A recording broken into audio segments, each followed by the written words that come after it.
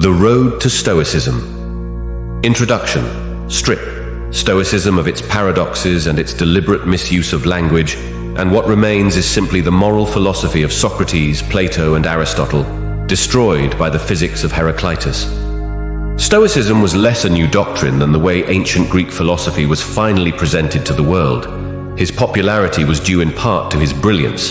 Much could be said about Stoicism as a religion and the role it played in the rise of Christianity in 2000, but these topics have not been incorporated into the plan of this volume, which is an overview of Stoic doctrine based on original authorities should give. Philosophy between Greeks and Romans. Among the Greeks and Romans of classical times, philosophy occupied the place that religion occupied among us. His appeal was to reason, not revelation.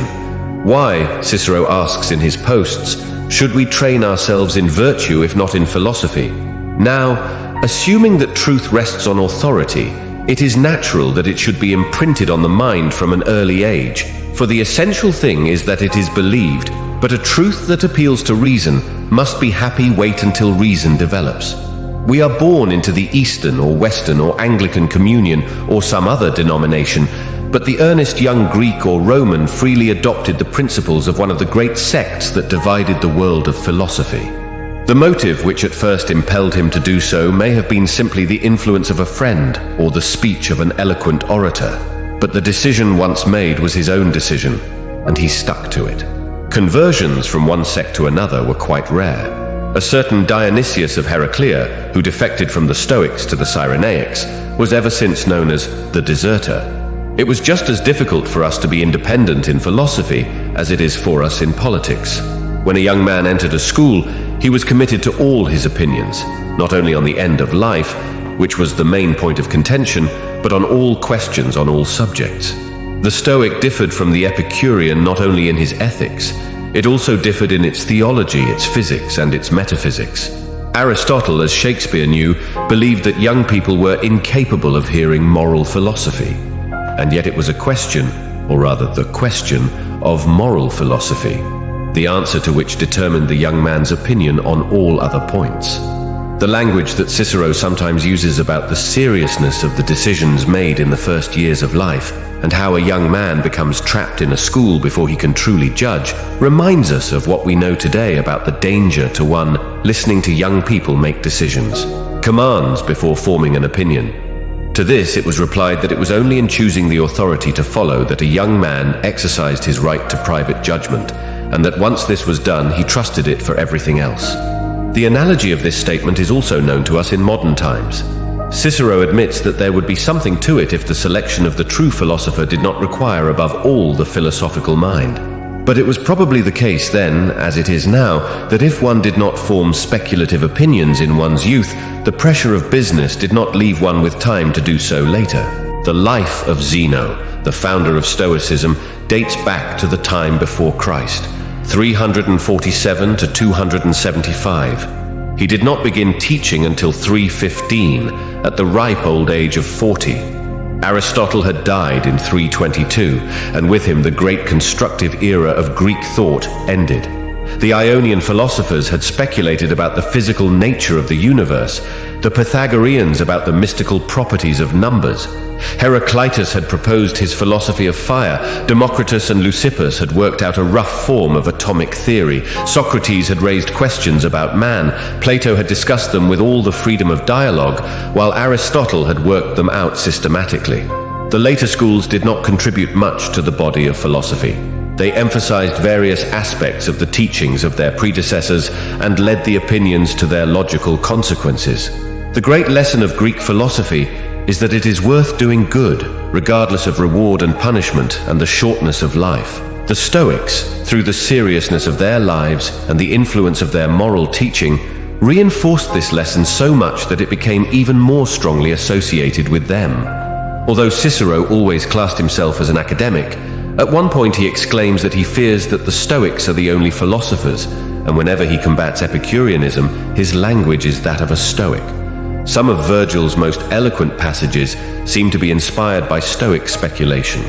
Even Horace, despite his jokes about the wise man, uses the language of the Stoics in a serious mood. It was they who inspired Persius and Juvenal to the highest heights of declamatory eloquence. His moral philosophy influenced the world through Roman law, whose great teachers grew up under his influence. This moral philosophy of the Stoics was so pervasive that it was read by the Jews of Alexandria in Moses under the veil of allegory and explained as the inner meaning of the Hebrew scriptures. Even if the Stoics did not contribute much to the body of philosophy, they did a great deal of work to popularize it and make it applicable to life. Intense practicality was a feature of later Greek philosophy. This was common to Stoicism and its rival, Epicureanism. Both viewed philosophy as the art of life, although they had different ideas about what that art should be. Although the two schools were opposites, they also had other things in common. Both were children of a time in which the free city had given way to monarchies and private life had replaced corporate life. The question of happiness is no longer a question of the state, as in Aristotle, and even more so in Plato, but of the individual. In both schools, speculative interest was weak from the start and tended to wane over time. Both were new graduates from existing schools.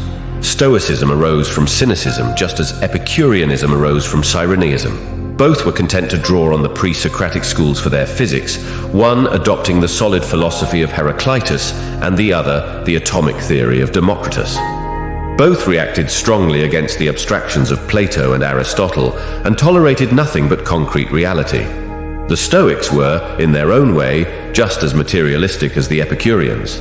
As to the nature of the supreme God, we can, with Seneca, present the difference between the two schools as a matter of the senses versus the intellect, but we will see later that the Stoics viewed the intellect itself as a kind of body. All the Greeks agreed that life had an end or purpose, and that it should be called happiness, but at this point their agreement ended. There were different opinions about the nature of happiness. Democritus had ensured that it consisted of mental composure, Anaxagoras of speculation, Socrates of wisdom, Aristotle of the exercise of virtue with a certain favor of fortune, Aristippus simply of pleasure. These were opinions of philosophers, but there were also the opinions of ordinary people, as reflected more in their lives than in their language. At first glance, Zeno's contribution to thinking about this topic does not seem insightful. He said the goal was to live consistently, which undoubtedly meant that no life but the dispassionate life of reason could ultimately be at peace with itself. Cleanthes, his immediate successor at the school, is credited with adding the words "with nature," completing the well-known Stoic formula that the goal is to live in harmony with nature. The Greeks assumed that the ways of nature were ways of joy, and all her ways were peace. This may seem like a surprising assumption to us, but it is because we do not understand nature the way they do. We refer the term to the origin of a thing, they rather refer it to the end. By natural state, we mean a state of savagery. They meant the highest civilization. By the nature of a thing, we mean what it is or was. They thought about what should be under the most favorable conditions. Not a bitter cancer, but the honeyed glory of the Hesperides, worthy of being guarded by a sleepless dragon, was the natural apple for the Greeks. Therefore, Aristotle affirms that the state is a product of nature because it arises from social relationships that exist by nature. In fact, for the Greeks no less than for us, nature was a very ambiguous concept, but in the sense that concerns us now, the Peripatetics defined the nature of something as the end of its becoming. Another definition of it further clarifies the matter. What each thing is when its growth is complete, we declare to be the nature of each thing. Following this view, the Stoics identified living in harmony with nature as living in harmony with the highest perfection that man can achieve. Since man was now essentially a rational animal, his job as a human was to lead a rational life, and the perfection of purpose changed into virtue. Therefore, the ways of nature were nothing other than the ways of virtue. And so it turned out that the Stoic formula could be expressed in different ways, but they all amounted to the same thing. The goal was to live a virtuous life, to live coherently, to live in harmony with nature, or to live rationally. Philosophy department. The Stoics defined philosophy as the knowledge of things divine and human. It was divided into three departments: logic, ethics, and physics. This division certainly existed before their time, but they received credit for it as well as other things they did not produce. Nor was it limited to them, but part of general thinking. Even the Epicureans, who supposedly rejected logic, can hardly be seen as dissenting from this tripartite division. For what they did was to replace Stoic logic with their own logic, which dealt with ideas derived from the senses, in the same way that Bacon replaced Aristotle's organon with his novum organum. We are told that Cleanthes recognized 6 parts of philosophy, namely dialectics, rhetoric, ethics, politics, physics, and theology, but these are evidently the result of divisions of the main parts. Of the 3 divisions, logic can be said to deal with the form and expression of knowledge, physics with the object of knowledge, and ethics with the use of knowledge. The division can also be justified in this way. Philosophy must study nature, including divine nature or man, and when he studies man, he must look at him either from the standpoint of intellect or feeling, that is, as a thinking, logical, or acting, ethical being. As to the order in which the various divisions should be studied, we have preserved the same words of Chrysippus in his 4th book on the Lives. First, then, it seems to me, as the ancients rightly said, that there are 3 categories under which the philosopher's speculations are classified: logic, ethics, and physics. Next, the logical must emerge from them first, the ethical second, and the physical third. And lastly, the treatment of the gods must emerge, from which they gave the given instruction the name conclusion on this topic. That this order might, however, give way to convenience is evident in another book on the uses of reason, where he says that the student who is first initiated into logic need not wholly abstain from the other branches of philosophy, but that he must do it. Study them too when you have the opportunity. Plutarch criticizes Chrysippus for his inconsistency because, given this statement about the order of treatment, he still says that morality is based on physics. But the right answer to this accusation is that the order of representation does not have to correspond to the order of existence.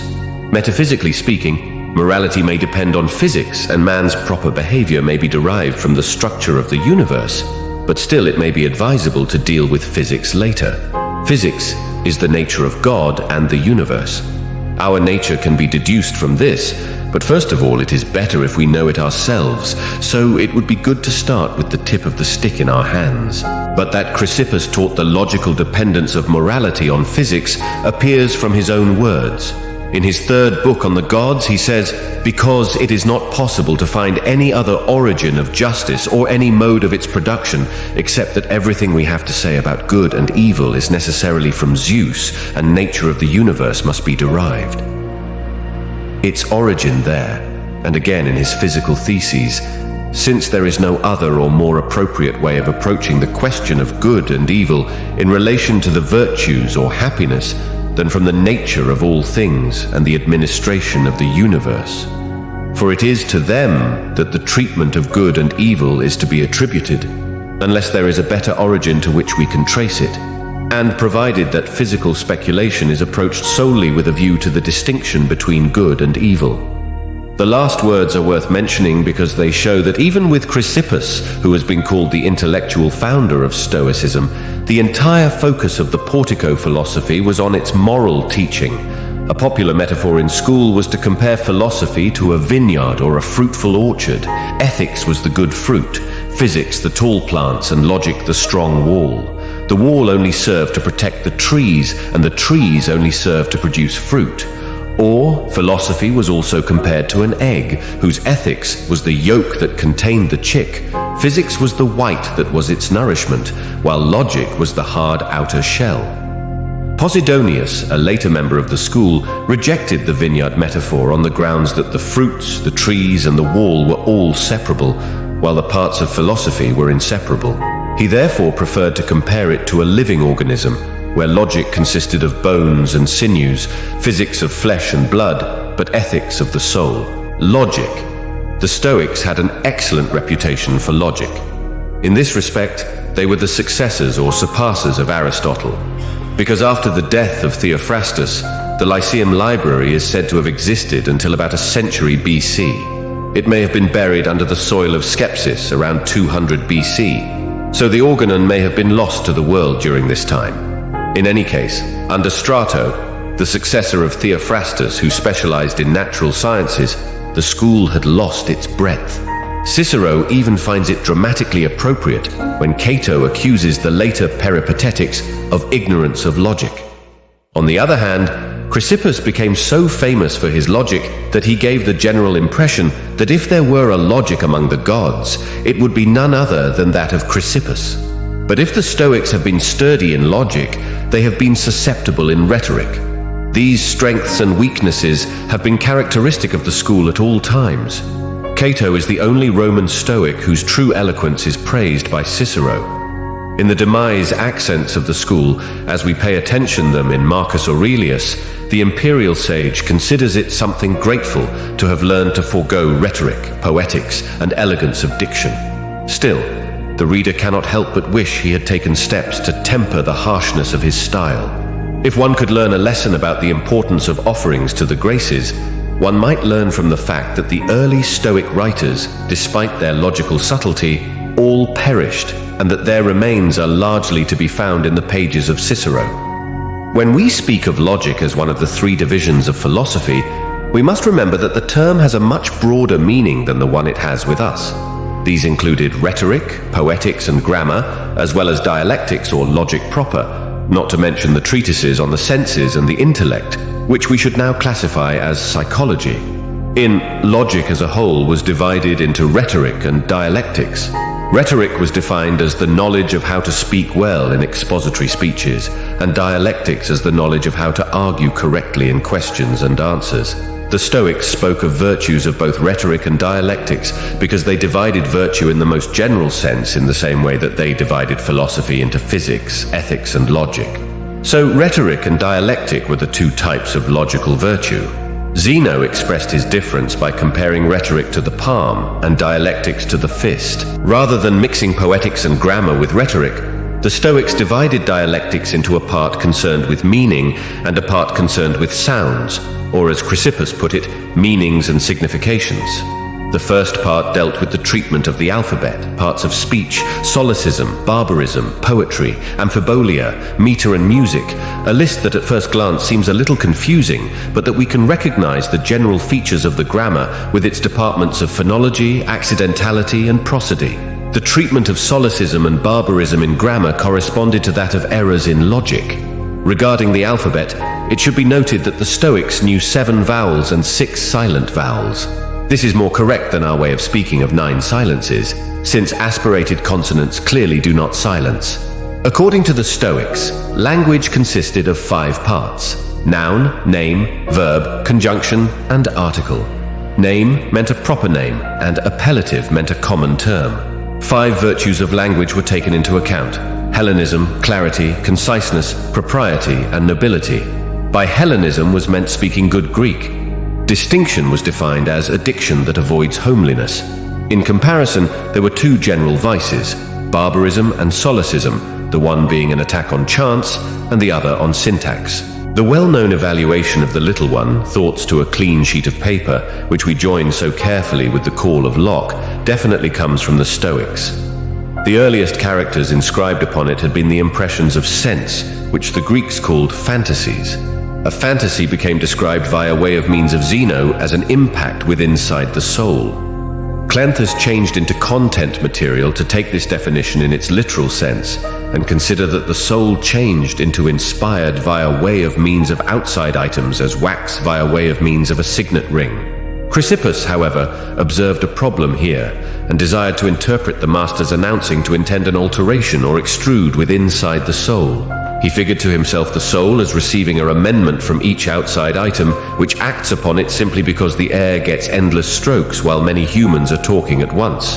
Further, he declared that during receiving an impact, the soul became in simple terms passive, and that the fantasy discovered now no longer only its personal existence, however that still of its cause, simply as mild shows itself and the matters which are in it.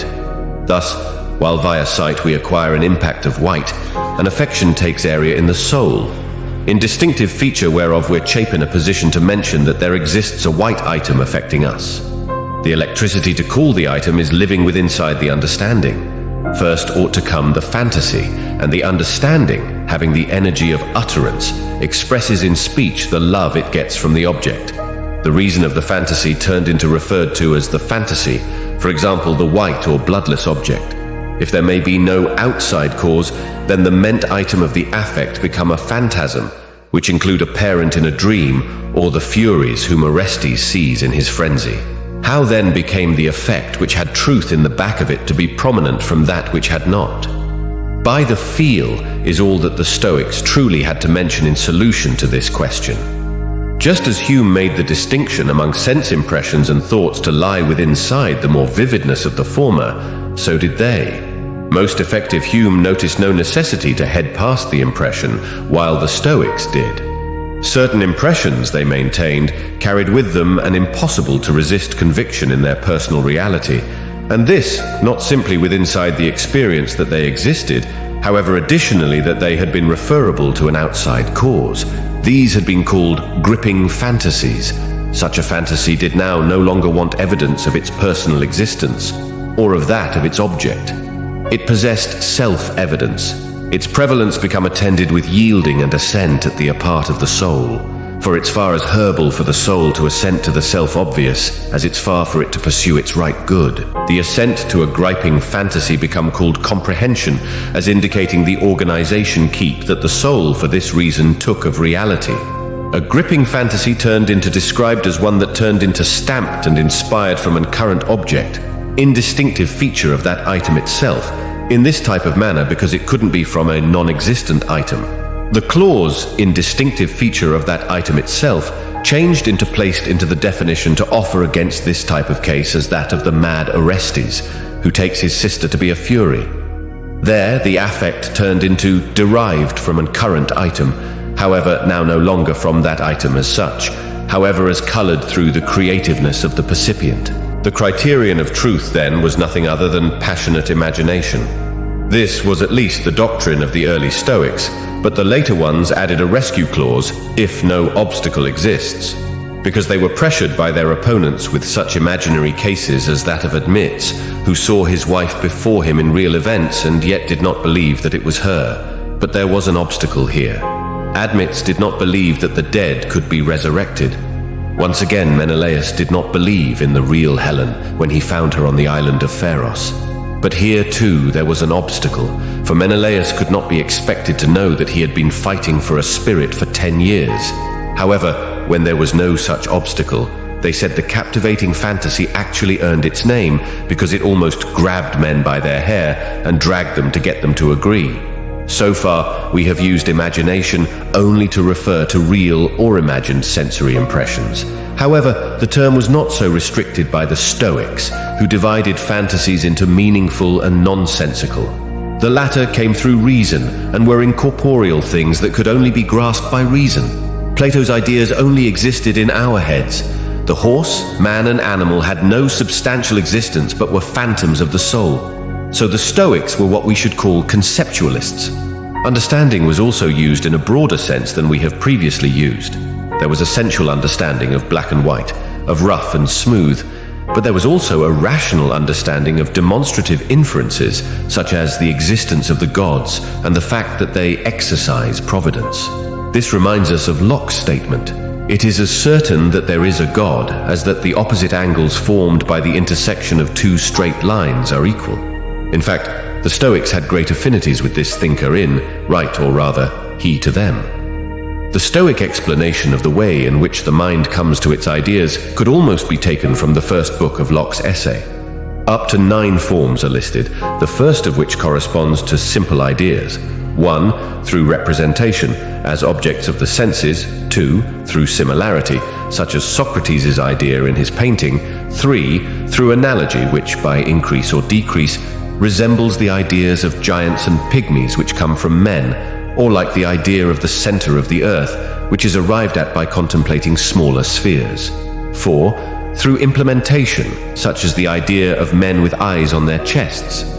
5, by composition, like the idea of centaur.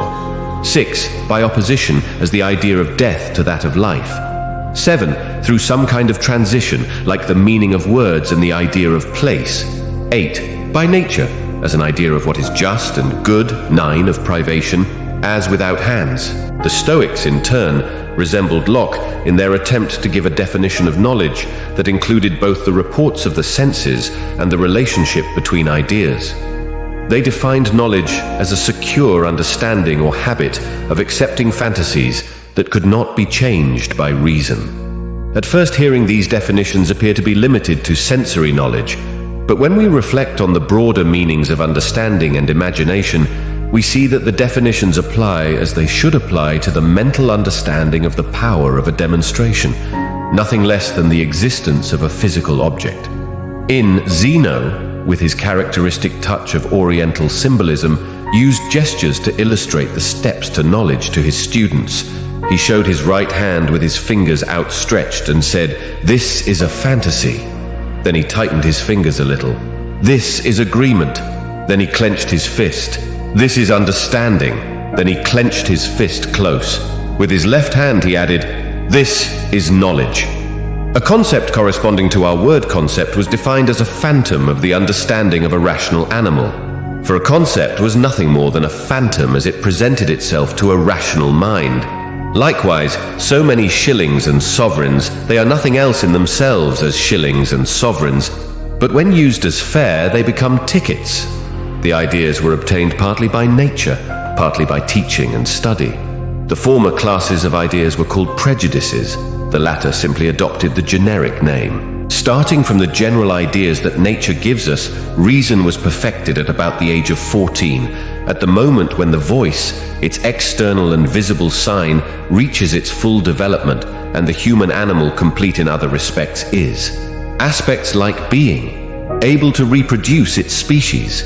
So, according to the Stoics, the reason that connected us to the gods was not a pre-existing principle, but rather a gradual development from the mind. It would be fair to say that for them, the senses were the intellect. The Stoics limited being to the body, a bold statement whose consequences we will see later. For now, it's enough to point out the devastation it is causing across the categories.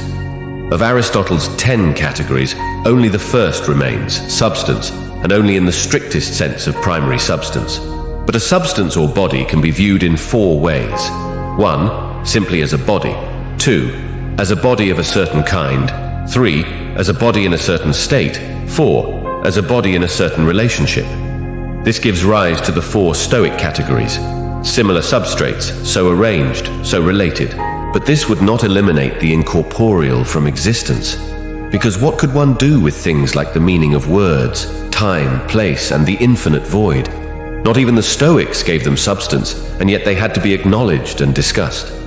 The difficulty was overcome with the invention of the higher category of something, which was to include both the physical and the incorporeal. Time was a something, as was space, although neither had being. In the Stoic treatment of the sentence, grammar was closely mixed with logic. They had a broad name that referred to any part of diction, be it a word or words, a sentence, or even a syllogism. We will represent this with dict.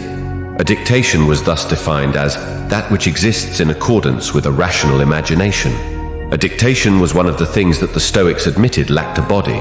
When something was said, 3 things were involved: the sound, the meaning, and the external object. Of these, the first and last were bodies, but the intermediate body was not a body. We can illustrate this according to Seneca as follows. You see Cato walking. What your eyes see and what your mind perceives is a body in motion. Then you say, Cato is leaving. The very sound of these words is certainly air in motion and therefore a body, but their meaning is not a body but a statement about a body, which is something quite different. When examining the remaining details of Stoic logic, the first thing that stands out is its extreme complexity compared to Aristotelian logic. It was a scholastic era, and the Stoics were refined and distinguished according to their tastes.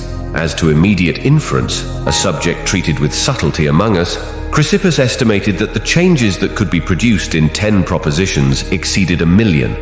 But for this statement, he was rebuked by the mathematician Hipparchus, who showed that the affirmative sentence produced exactly 103,049 forms, and the negative 310,962. For us, the affirmative statement has more far-reaching consequences than the negative one. But of course, the Stoics were not content with something as simple as mere negation, but they had negative and privative propositions, not to mention super-negative propositions. Another notable feature is the complete absence of Aristotle's three figures, and the only modes mentioned are those of the complex syllogism, such as the subjunctive mode penens. Their way of reasoning was, if A, then B, but AB.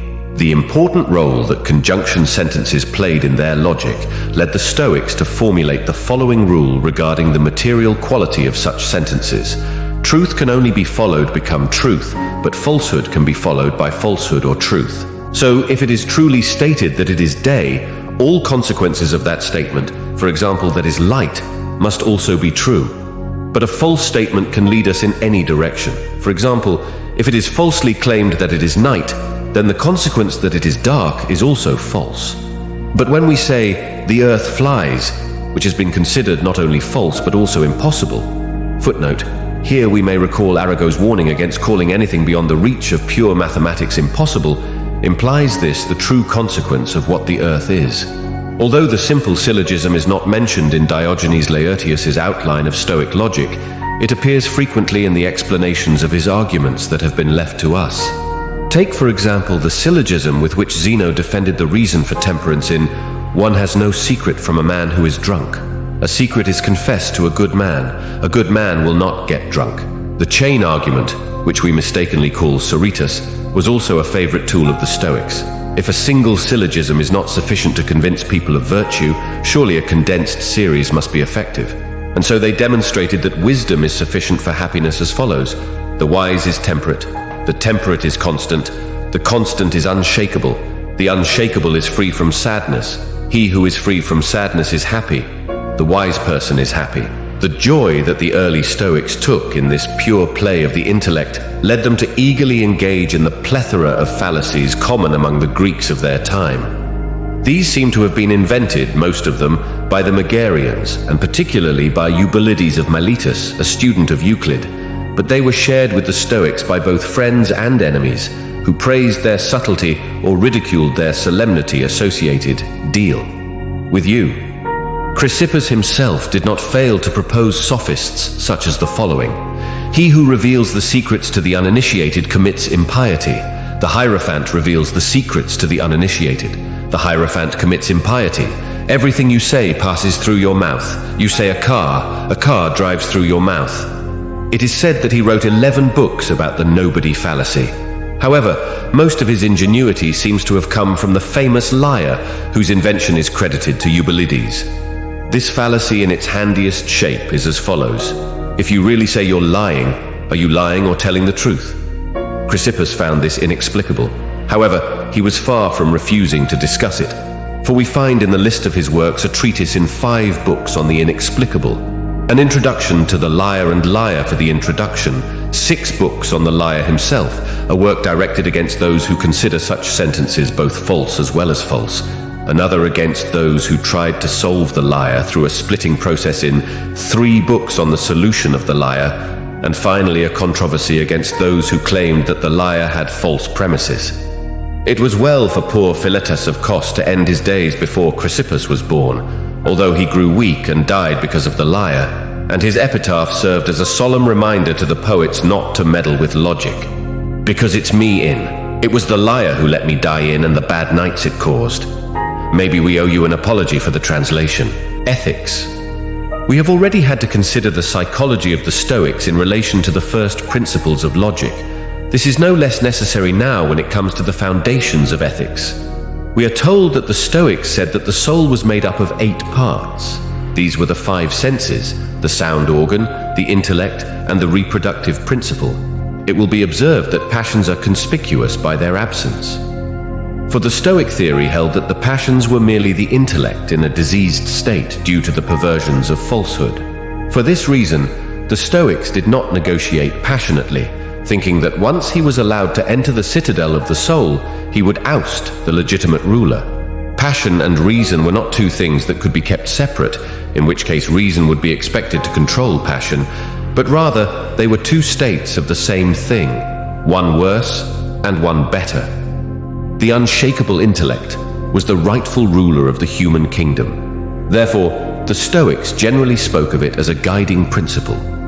This was the part of the soul that received fantasies and in which impulses were also generated, which we will now deal with in more detail.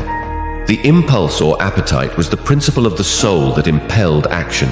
In a non-perverted state, he attended only to those things that corresponded to nature. The negative form of this principle, or the avoidance of things because they contradict nature, is what we call repulsion. Despite the lofty heights to which Stoic morality rose, it was supposedly based on self-love, with which the Stoics agreed with the other schools of thought of the ancient world. The first impulse that occurred in a newborn animal was to protect itself and its own constitution, which was reconciled by nature. He looked for what helped him survive. He avoided what led to his downfall. Thus, self-preservation was the first law of life.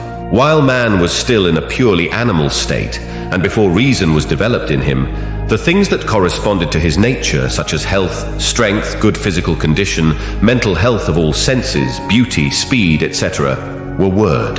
All properties that made up the richness of physical life and contributed to the harmony of life. These were called the first things according to nature. His opposites were all repugnant to nature, such as disease, weakness, mutilation. Among the first things of nature were the pleasant advantages of the soul, such as quick intelligence, natural ability, industry, memory, and the like. The question was whether pleasure should be part of it. Some members of the school obviously thought that this might be the case, but the orthodox view was that pleasure was a kind of offspring, and that its direct pursuit was harmful to the organism. The later fruits of virtue were joy, contentment, and the like. They were the leaps of the spirit, like the exuberance of an animal at the peak of its vitality, or like the flowering of a plant. For the same power manifested itself in all areas of nature, only at a higher level in each stage. The animal added meaning and impulse to the vegetative powers of the plant. Therefore, it was the nature of an animal to obey the impulses of the senses, but to the senses and impulses man added reason, so that when he became conscious of himself as a rational being, he was in harmony with your nature. Let all your impulses shaped by this new and masterful hand. Virtue therefore corresponded primarily to nature. What we must now ask is the relationship between reason and impulse as understood by the Stoics. Is reason merely the guide and impulse the driving force? Seneca protests against this opinion when impulse is equated with passion. One of his reasons for this is that reason would be placed on the same level as passion if both were equally necessary to action. But the question is raised by the use of the word passion, defined by the Stoics as excessive impulse. So even according to Stoic principles, is it possible for reason to function without anything other than itself to help it? Or should we say that reason itself is a principle of action? Here Plutarch comes to our aid, who, relying on the authority of Chrysippus in his work on law, tells us that impulse is the reason of man which commands him to act, and that repulsion similarly the unauthorized reason is. This makes the Stoic position unmistakable, and we must mentally get used to it, despite its difficulties. Just as we have already seen that reason is nothing fundamentally other than meaning, so it now appears that reason is nothing other than impulse, but is itself the perfect form of impulse. Whenever impulse is not the same as reason, at least in a rational being, it is not really impulse, but passion. It should be noted that the Stoics were evolutionists in their psychology. But like many evolutionists today, they did not believe in the origin of mind from matter. In all living things, there were already so-called primal reasons that explained the intelligence of plants and animals. Just as there were 4 cardinal virtues, there were also 4 cardinal passions. They were joy, sadness, desire, and fear. Everyone was excited by the presence or the prospect of some imagined good or evil. What caused desire by its prospect caused joy by its presence, and what caused fear by its prospect caused pain by its presence. Thus, 2 of the primary passions had to do with good and 2 with evil. They were all furies who haunted the lives of fools and made it bitter and painful for them, and it was the task of philosophy to combat them. This struggle was not desperate, because the passions were not based on nature, but were based on false opinions. They arose from voluntary trials and owed their birth to a lack of spiritual sobriety.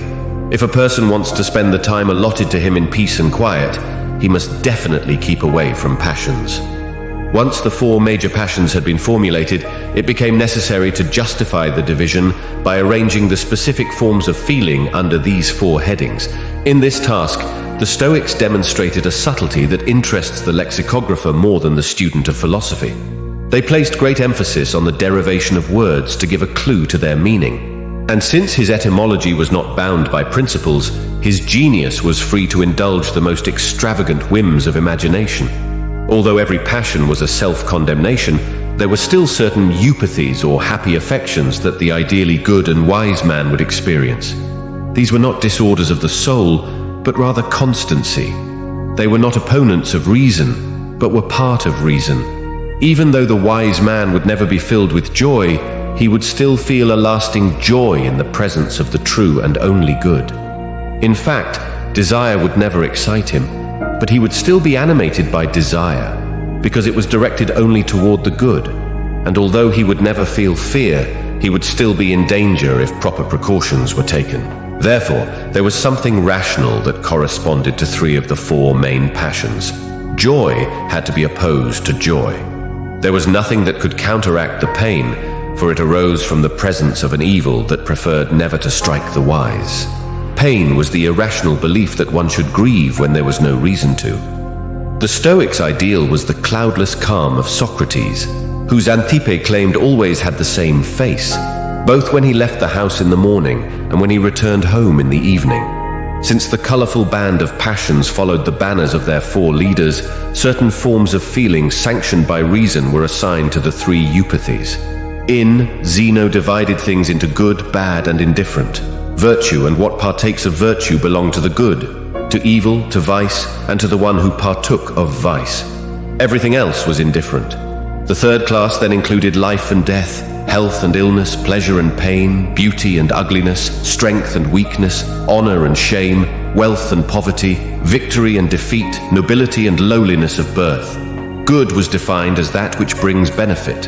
The giving of benefit was no less important for good than the giving of warmth for warming. When asked what benefit was, it was answered that it consisted in bringing about an act or state in accordance with virtue.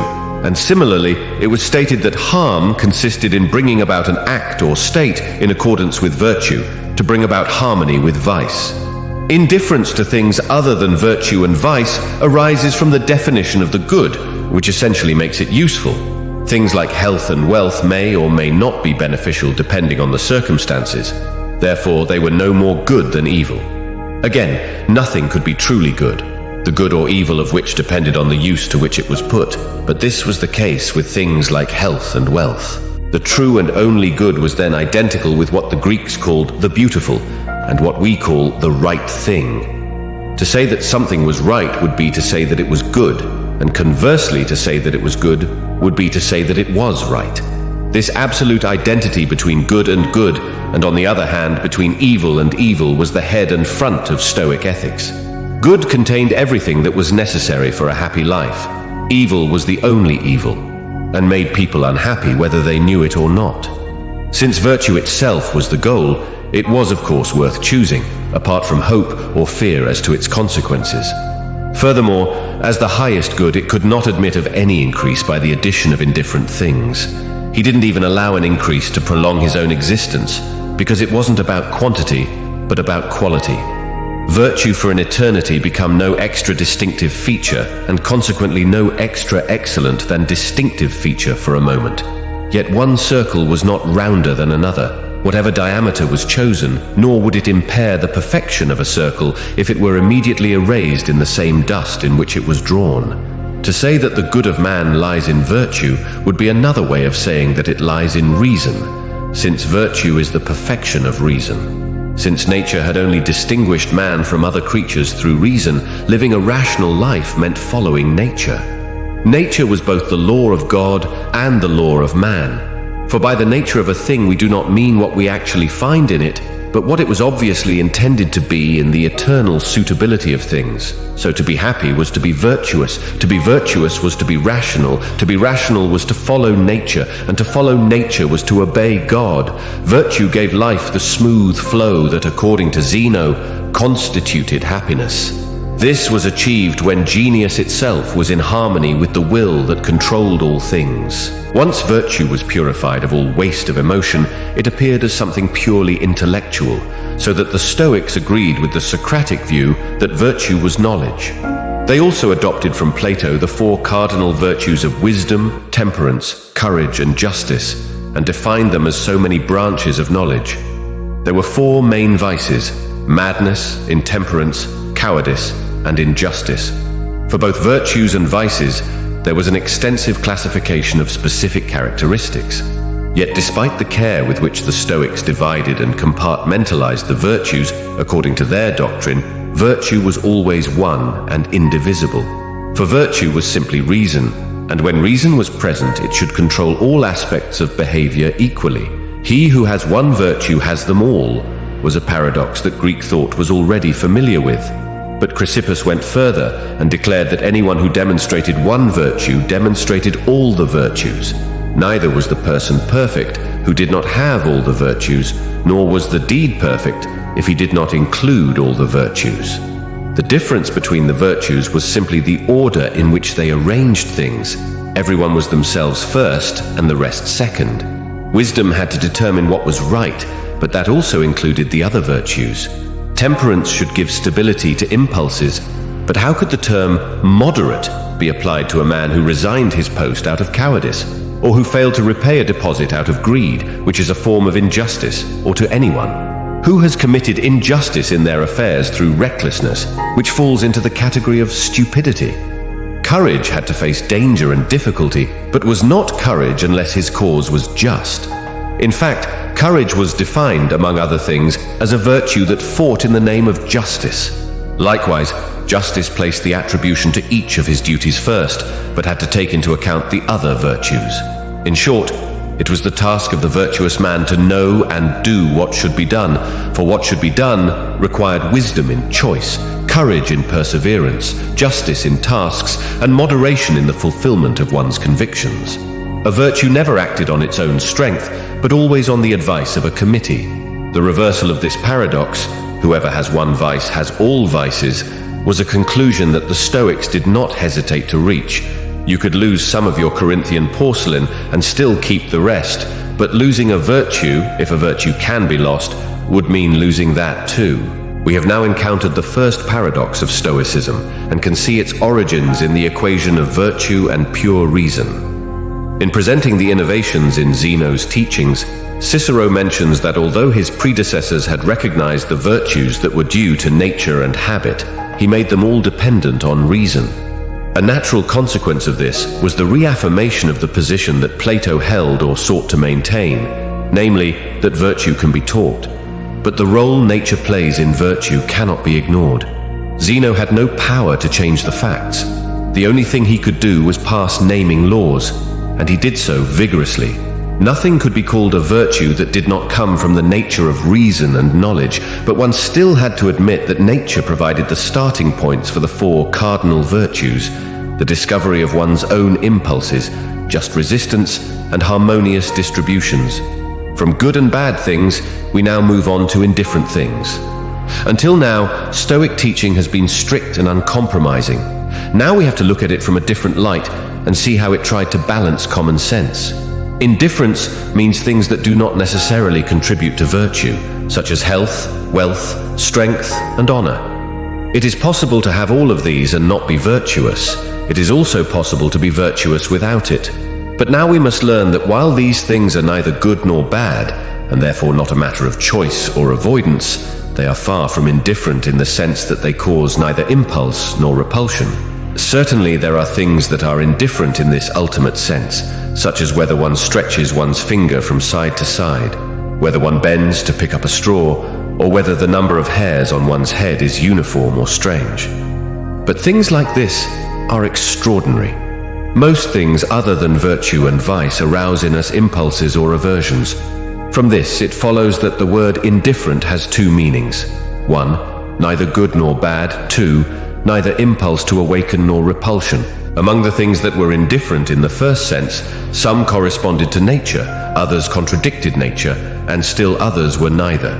Health, strength, and firmness of senses corresponded to nature. Disease, weakness, and mutilation were contrary to nature.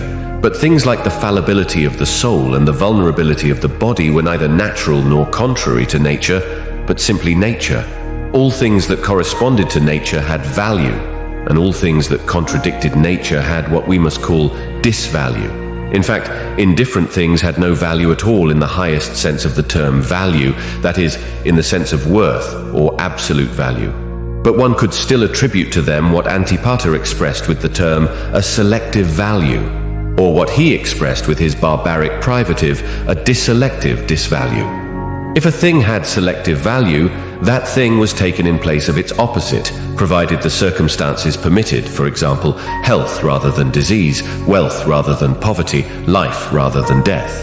Therefore, such things were said to be acceptable, and their opposites were said to be unacceptable. Things that had a high degree of value were called preferred. Those that had a high degree of devaluation were called rejected. Those who did not have a significant amount of both were neither favored nor rejected. Zeno, from whom these names come, justified their use for truly indifferent things by saying that at court, preference could not be granted to the king himself, but only to his ministers. The preferred and rejected things may belong to the mind, the body, or the inheritance. The things favored in the case of the mind included natural faculties, art, moral progress, and the like, while their opposites were rejected. In the case of the body, life, health, strength, good condition, fullness, and beauty were preferred, while death, disease, weakness, decay, mutilation, and ugliness were rejected.